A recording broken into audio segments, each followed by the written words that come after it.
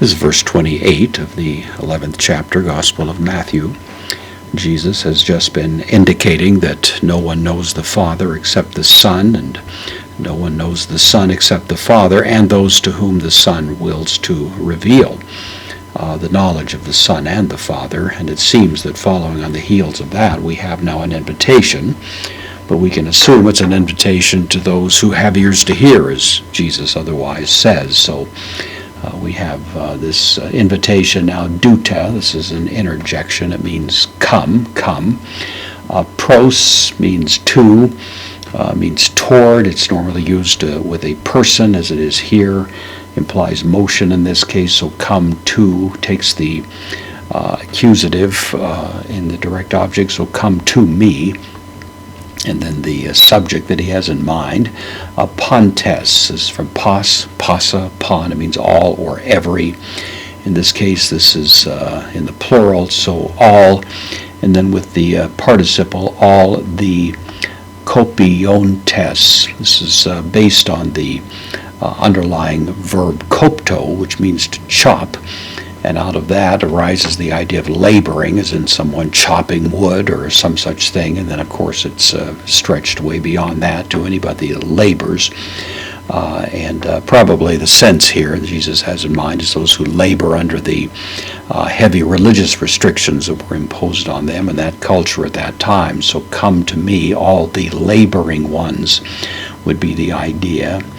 This is a present active participle, masculine singular nominative. Come to me, all the presently laboring ones. And then another participle, pepfortesmenoi. This is from fortidzo, probably distantly connected to the verb pharaoh, which means to bear something, but the force of this is to put a burden on somebody.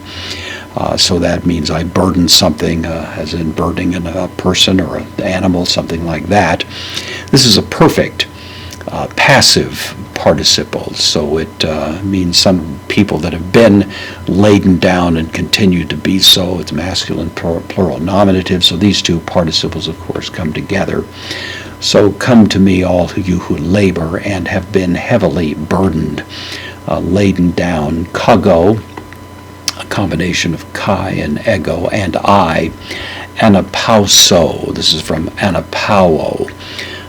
This is the idea of taking a rest, lying down, reposing. The ana adds a little bit of additional sense of it, taking a rest. It's, by the way, not the verb that would be used for a kind of permanent rest, but it's a temporary rest. It's something like a stop along the way, a rest stop, if you will. It's a place where there's a temporary opportunity to recover strength and so on, to take refreshment, implying that Jesus calls people to himself who have been heavily burdened in one type of life situation, and he's going to give them a reprieve, a rest, and then send them off as a new kind of opportunity to serve, but presumably with a very different sort of attitude and experience. The humas is the direct object of this, and I will give you rest. I will provide refreshment for you, and of course that's the fundamental invitation that Jesus makes to those who presumably have ears to hear, the ones to whom